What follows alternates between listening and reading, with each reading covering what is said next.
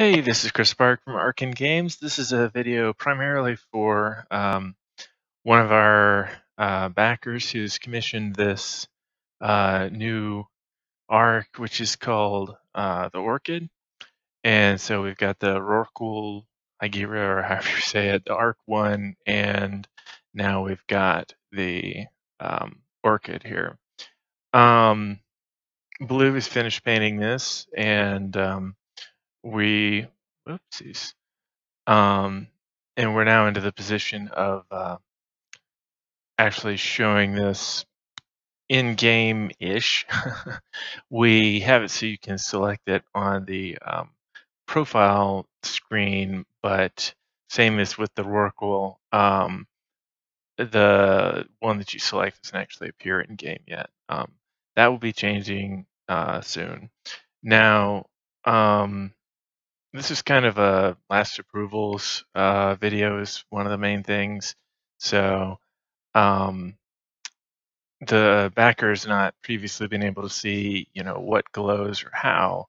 But this gives a pretty good um, look at all the little kind of human living pods and, you know, what it looks like, where they're living, and so forth, back thrusters, that sort of thing. You've got the various tendrils and so on. I wound up making the tendrils darker than what blue it had because they didn't fit naturally with the lighting otherwise. So I just was kind of making that fit a bit better. Um, I'm I'm unsure what I really think about the kind of whitish grayish part of the actual orchid flower petals themselves. There's a good amount of contrast um, with them being a little bit on the darker side with these glowing um, reddish orange sections, which I really do like. And you got this cool green light on the end there. And it plays well in shadows as well. So for instance, if I rotate this, wrong one, if I rotate the correct one around, if I rotate the correct one around, you can see how it deals with the shadows. And you'll see this in game where sometimes it'll look, very dark along these lines on one particular side versus looking very light. And you can see how there is a bit of a feeling of translucency, which the backer had wanted, mainly in how it goes when it turns. Um, and part of this has to do actually with the way that the planes are set up, since they're double-sided.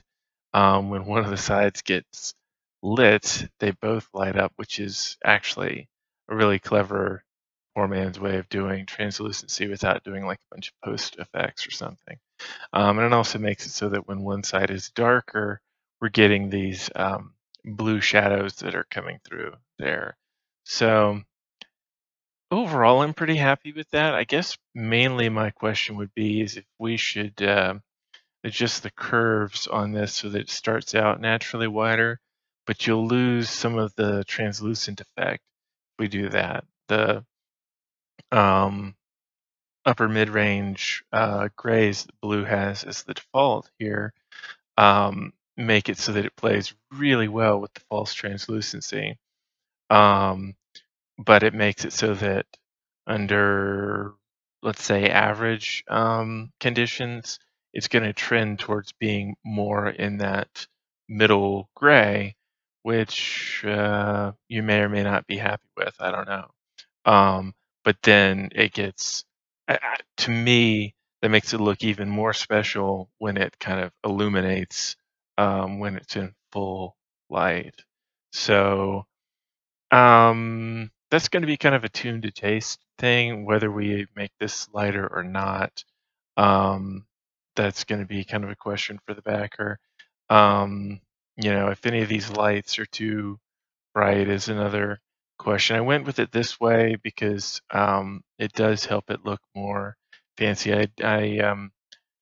These lines here, these kind of circuity lines, also are able to glow, but the way that I have the glows set up are fairly diffuse, and it winds up looking kind of strange if those are too bright. So I downed those a little bit compared to everything else. The uh, grays that we have here on the body are something that I'm not the most thrilled with.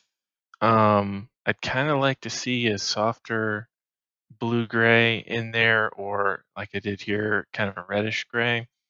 Um, the flat gray works if that's what we want to do, and it certainly is a nice contrast to the green.